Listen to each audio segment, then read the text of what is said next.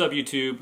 I've been had a few thoughts this past week or so, and I've been I work nights, and so I've been writing some stuff. I'm not a writer per se. I just had this idea, and so I'm trying to put it down on paper a little bit to see if there's anything cool about it. So this is what I have so far. I'm going to read some of it to you, and if you think it's got some potential, or you think it's cool, let me know. If you think it's garbage, you can let me know too. Just say, hey, you're wasting your time. But anyway, it's called Element Z, is what I'm titling it so far. It's about zombies. My little subtitle is, You Were Lied to About Zombies. So here we go. I'm going to read this to you, so I'm not going to be looking at the screen much. Element Z, you were lied to about zombies. Aaron, was yelled from the den. No answer. Aaron! Dad, I'm busy. I gotta go to school. Aaron replied back, as any teenager would. Dad, what's up? Let's make this quick. I gotta go. Aaron enters the doorway into a humble room. He stares at his father, annoyed by interference to his plans. Dad, Dad, Dad. I guess I said that. I want to space it out. Dad, Dad, Dad. I gotta go. His father's face is blank, and then his head drifts downward. On his father's left arm is a Semper Fi tattoo. There's a reason war heroes have a life expectancy of 54 years. The grind of service, the secret tears, and lack of sleep erase years silently and secretly. Robert Blythe was a war hero and unnoticed to the world. Not a big deal, it's the job. Now he battles a different type of war. There are some things people are not supposed to see, let alone do. If you ask Robert his regrets, he would say, pulling the trigger and not pulling the trigger. You see, you don't know a person's potential. Not pulling the trigger on a suspect kid who later blows your team up. Or pulling the trigger and living with the guilt. Searching the dead bodies and finding a picture of their family. It really humanizes the enemy and makes the job hard on the soul. Robert had seen it and done it. On one occasion in al-Assad, Iraq, during an attack on the airbase from ISIS, 8 suicide bombers snuck onto the base and needed to be dealt with. The world will never know. There was a little blip in the news about 300 Marines that defended the base. Amazed, there was even news since the base was an island surrounded by ISIS sand. The days were like never before. There was opportunity and failure everywhere. The winds of change were upon us. The moral politics had changed so much that one would expect Soylent Green to soon become a reality. The country, or better said the world, was divided. You would think there would be nightmares because one would awaken to moans in the darkness. Moans were becoming common sounds in every household or in the streets. Your dreams might be filled with zombies, but not like you and I would think. These deadbeats were people, sons, daughters, and the new burden on society. It all began years ago when a scientist named Craig Knight thought he discovered the fountain of youth. It was discovered by mistake. It also had interesting properties. A new debate arose to add that new element to the periodic table. But like the former planet Pluto, it was in a gray area. Element Z was busy making new compounds. One particular point of interest was that Element Z is in its unique ability to save organs. Big Pharma got involved and created what they do best. The new element was not really a fountain of youth per se. It was more like a pill, known as Element Z. It represents the completion of the alphabet, the close of an era, and the alpha and omega of discoveries. Besides, all the A's had been used up. Hollywood was all over Element Z, and of course, they were the only ones to afford it at first, and it did prolong life. Folks who took the pill were living to 110, 115 years of age easy. The new drug did not exactly cure disease, and you did not look any younger. You just didn't die, which gave you time to go to the hospital and get treatment. People with cancer lived. They still had tumors. They still have the pain. Later, with a few modifications, emergency rooms could use it, element Z, to reduce coding and death. The drug was a cure-all for some, but there were small groups that had their conspiracies. With people dying less and living longer, conspiracy theorists and fanatics' voices faded into the cracks on the floor. But then people started exhibiting changes. It was like people were just missing. You show up to work and it's like your coworker's gone. No 2-week notice. They won't answer their phones. No goodbye. Nothing. If you found your missing coworker on the street, they ignored you. You yelled their name and nothing. Then you would notice their clothes were worn. What was happening, and how was it that people were just walking away from their lives, their jobs? Why were people being irresponsible? Why were people becoming dumb? The news was like the autism vaccination debate. Man was becoming monkey. Evolution was a lie. Science never taught the degrading and failing of a species unless it was dinosaurs. But that is a different debate. We were supposed to advance and adapt as a species. From Adam and Eve to monkeys, or even worse, brain-dead people. One day a documentary was released about a young 8-year-old boy who was in a bad car accident. The boy Ryan was slated for death. Ryan should have died, but for some reason he did not. Thanks to Element Z. A nurse rumored that he died for just a moment, about 15 seconds. The boy was not the same. The doctors called it brain damage. Ryan did not speak, but the boy waved. The doctor called it brain damage. Ryan did not speak, but the boy did funny things after the recovery, primitive things, like a cat chasing a laser. If you waved, the boy waved back. Everyone thought it was YouTube funny or cute. We all love funny animal videos. We all knew there were others where the personality of life had left them. Doctors noticed a slow heart rate and lower body temperature. Some victims that exhibited similar traits just sat there. Others walked around aimlessly, and a few had this brain-dead laugh. What do you call it when you're dead and alive? A zombie? The living dead? The resurrection? There was a huge difference between Hollywood zombies and the truth. No one was being eaten or torn apart. You didn't wake up one day and everything was chaos. It was a process. Even if you were dumb enough to put your finger in a dead man's mouth, there was a chance you still wouldn't get bit. The homeless population increased exponentially, but it was different. The brain dead didn't beg for money. They didn't push grocery carts filled with a few personal belongings. They were nomadic, wandering around, following people. The insane asylum was like an overcrowded prison, and the police were busy trying to handle the situation.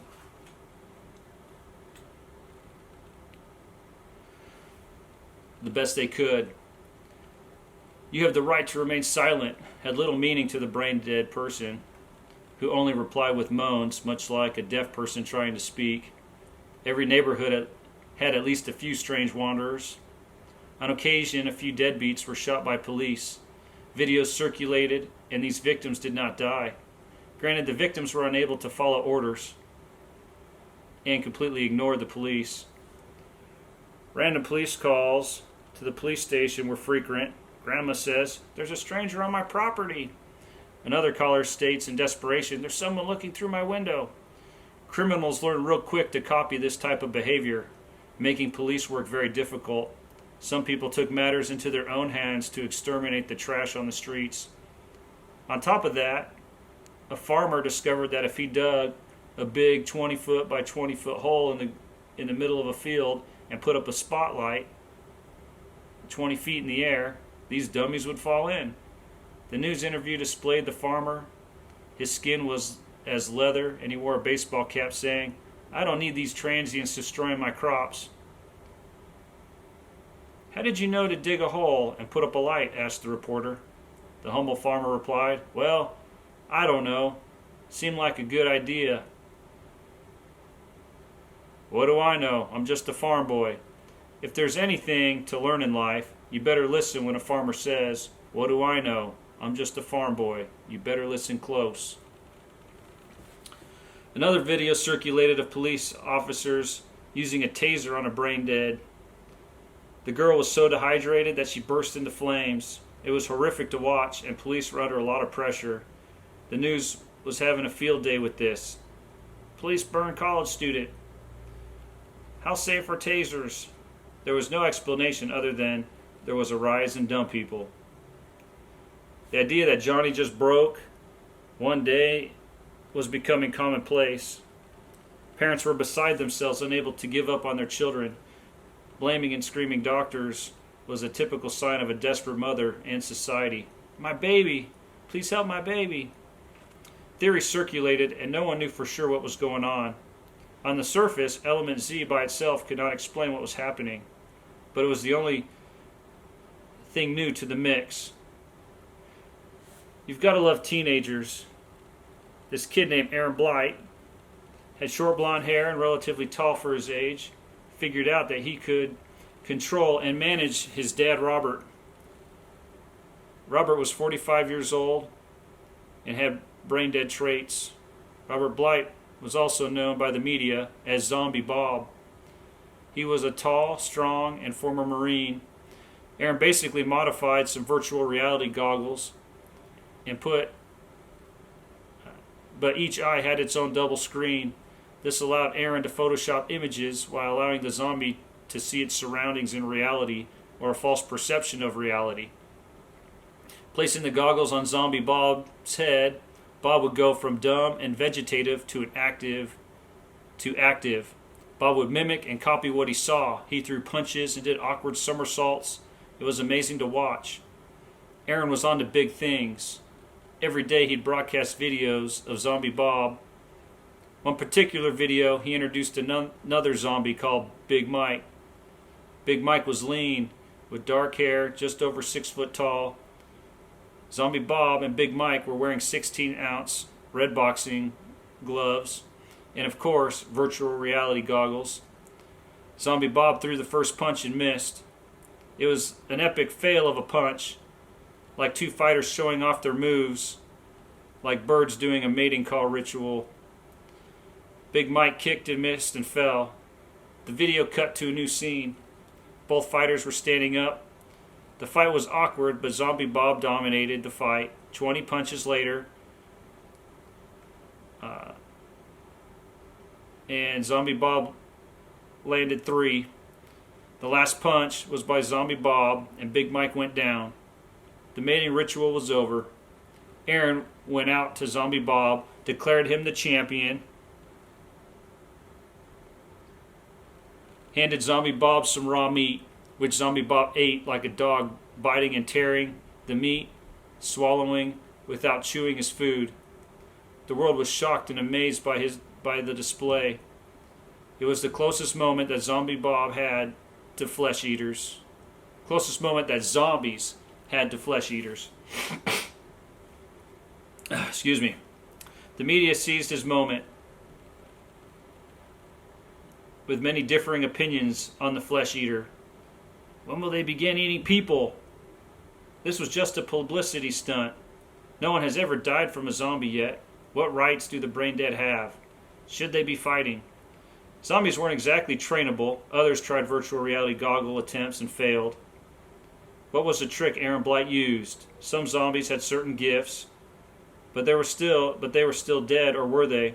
Controversy increased as the morality and definition of what constitutes life became a hot topic. We used to discuss abortion and how it seemed that pregnancy and life was yesterday's news. The muddy water of sin versus man's perception of right and wrong was clouded. The media had Aaron at the center of their attention. What technology did Aaron use? What was Aaron going to do next? A new restaurant opened called Zombie Burger, and behind it was Aaron. They would work the brain dead using digital goggles. They trained or triggered the workers who were dead to flip burgers and serve customers. The restaurant operated like a football team, one quarterback, the manager monitoring, controlling the team of the dead. It was basically slave labor, but at least they were productive citizens, or were they? Some thought this was a bold move, while others were concerned about food safety. You don't need zombies in the food industry, was one concern. But the food was good and cheap. Seasoned zombie fries were amazing. It was a unique tater tot shaped as a zombie head. When you squeezed the head, ketchup or fry sauce would leak out of its eyes of the tater tot. Kids loved it as well as anyone with a twisted mind. The buns had a zombie burned on top of each bun. Each zombie was given a low salary and 3 burgers a day. People loved to watch the zombies eat. Zombie eating was also another attraction. You see, zombies had much difficulty eating, but Aaron figured it out. No more feeding tubes. The restaurant was a cool hangout too. There were flat screens everywhere featuring vloggers and other shows that played 24/7. This was a small modern twist to the drive-in movies. Outside at night in the parking lot, you could watch the best of the independent filmmaker has to offer. The other restaurants could not keep up. Besides, where else could you get the atmosphere of the dead trying to moan and croak your order back to you?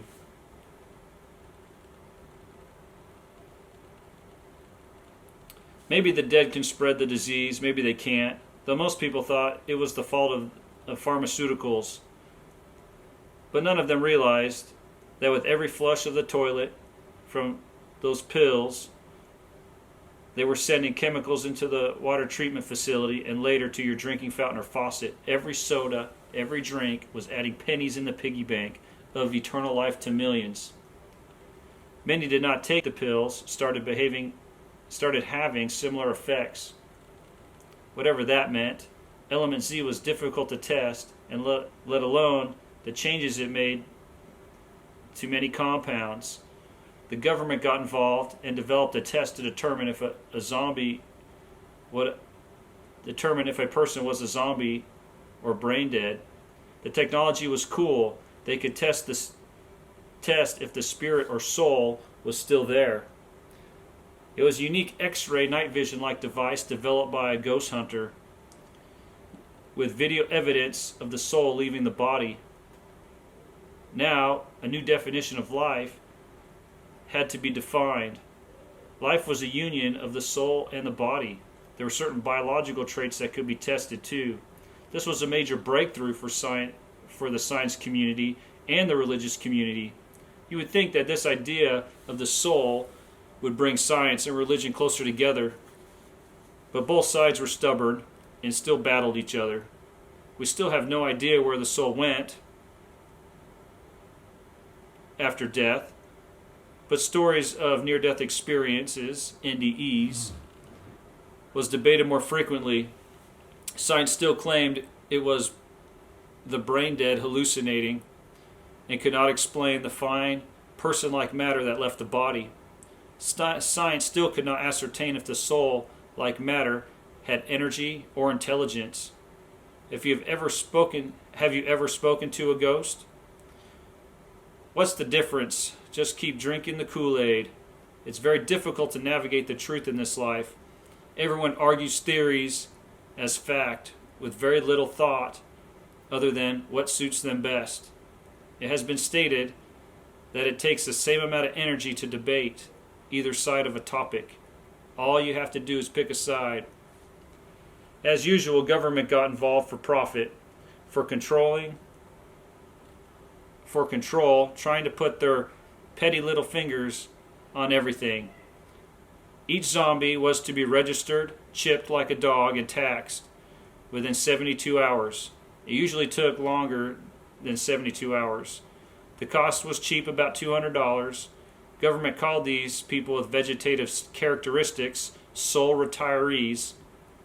Leave it to the government to soften the blow and create jobs. I guess mothers don't like their precious child being called a zombie or a vegetable. This was interesting for business, and business it was. The dead were exploited and had few rights. Seemed like yesterday, death and the body were held sacred. Now, a soulless body was a piece of meat. Individuals began adjusting their wills. The will stated where they wanted to be placed or what they wanted to do if they became a sole retiree. The idea of doing good, leaving a legacy, being an organ donor, or perhaps finding repentance after death was attractive to many. Others sought for fame after death. You might be a nobody your whole life, and now after death, your future zombie self could be famous. It was still like winning the lottery, but the hope was there. One company started a gladiator business. It was wild.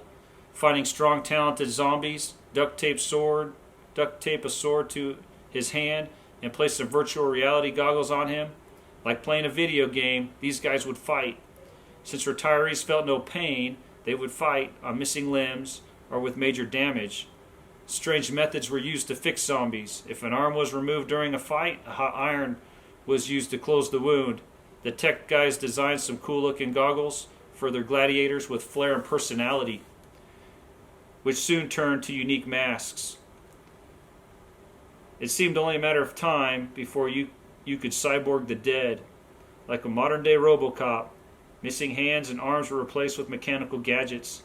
The military was all over this too.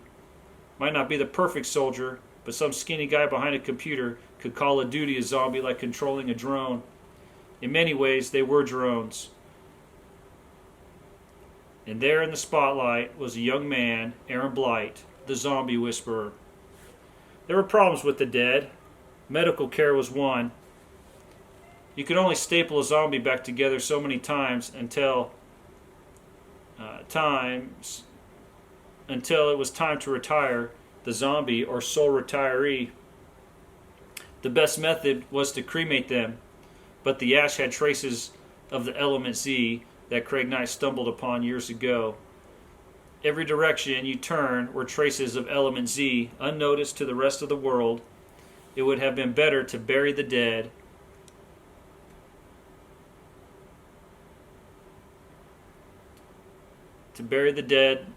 in a sealed vault.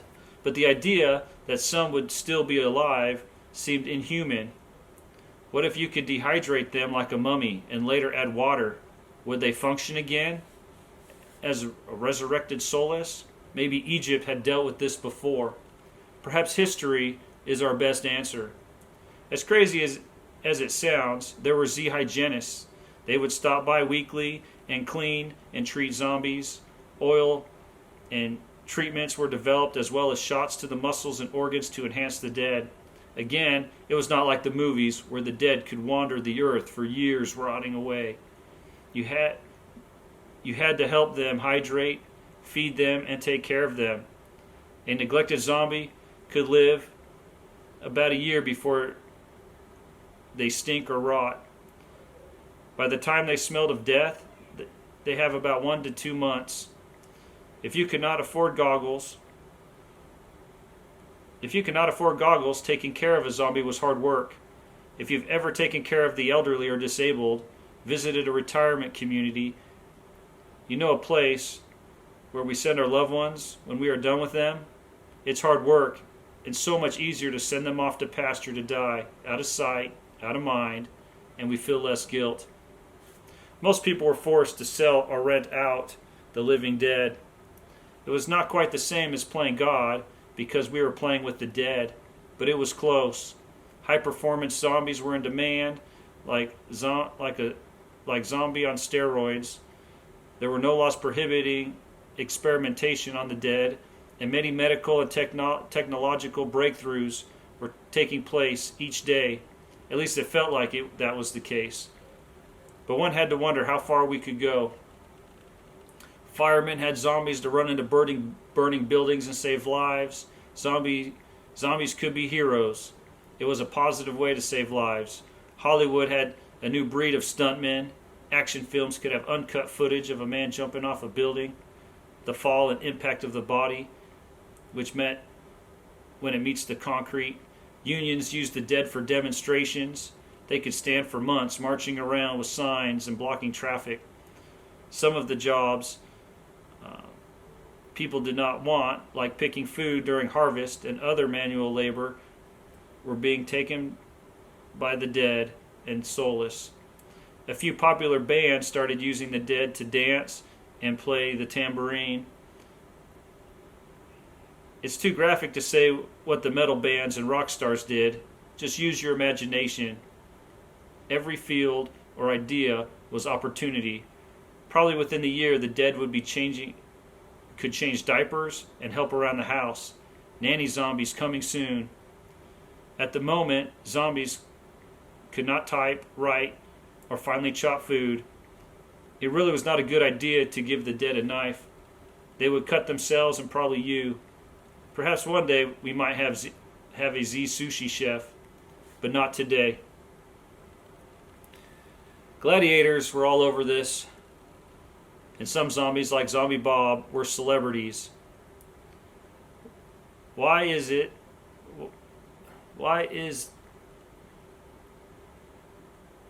that when people die they become more famous? But Zombie Bob became infamous. After winning the first several fights, Aaron pulled Zombie Bob out of the fight ring and made him a sports announcer, representing a third party, the party of Z. Aaron rigged a throat device that allowed Zombie Bob to speak, or rather repeat, what was ever said or broadcasted to his throat device. It was a gimmick, but people loved it and found it original and unique. Some people actually thought it was really Zombie Bob speaking, especially when Aaron would speak to his father and they would converse like father and son. Zombies were used for dangerous jobs. The fines for handicapping or killing a zombie was a maximum of $5,000, which the family was happy to get. Most wanted to be part of the gladiators. It was the quickest way to make money and a chance to be famous. If you lose, you make $5,000 and your sole retiree is cremated. If you win, you make $10,000. Most TV shows were boring compared to the gladiators. A fight to the death with real footage and gore. Between rounds, there would be blood transfusions and screw guns attaching plates to broken bones. It sounded like NASCAR when they changed tires at the pit stop. Aaron Blight is on TV, turn it up, yelled someone at Zombie Burger. His first news interview, questions from, where were you born? How long have you been working with Zombie Bob? Are you dating anyone? For 20 minutes this went on until the last question. What can you tell us that you've not shared yet? Aaron paused and looked right at the camera. He said, I was there when my father's soul left this world. It was a process for about 15 minutes. It began when my father faded off and I thought he was dead. Aaron tried not to get emotional. Whew, battery just died. Hopefully we could pick up. My father looked at me and said, I see everyone. I said, what? What do you mean? My father looked at me and said, Grandma, Grandpa, Uncle Tom. Then he was gone again. I cried out, Dad, no, don't leave me. As if by a miracle, he came back and said, Son, you've got to let me go. I'm surrounded by love and family where I'm going. He said that his vision was blurry and he could only see certain colors. And then he said something that I cannot share with you, but it is what unlocked the code to influencing the body after death. My father is the reason I have been able to do what I'm doing today. His final words were that I must solve the coming crisis of the dead. His words mumbled, and then he was gone. The interviewer interrupted. What's this coming crisis? Aaron said, I can only speculate. Right now I'm trying to learn all I can. Many think my methods are cruel or unusual, or I'm an 18-year-old out to make a buck. But I know something is coming. I don't want to instill fear. We all know how Hollywood treats zombies. But I will say this. If half the population became a sole retiree this year, government, society, business could not handle it. All I can ask is support my efforts so I can figure this out. I will say this. I'm assembling a team, and if you have something to offer, Send me your resume too. That's all I've written so far. Anyway, that is what's in my head. I usually have a lot of ideas, and this has kind of been a way to put those ideas on paper, like zombie tater tots, the restaurant idea of like drive-in movie theater with fast food combo. You know, I always have these ideas, so this is one way I could put it on paper, but also this zombie thing was kind of an aha moment and a way for me to express what's in my head. So, anyway, yeah, if you have any feedback, let me know, and I'll try to get this edited and uploaded. I do got to go to work soon, but anyway, peace out. Thanks for listening, and we'll go from there. Bye.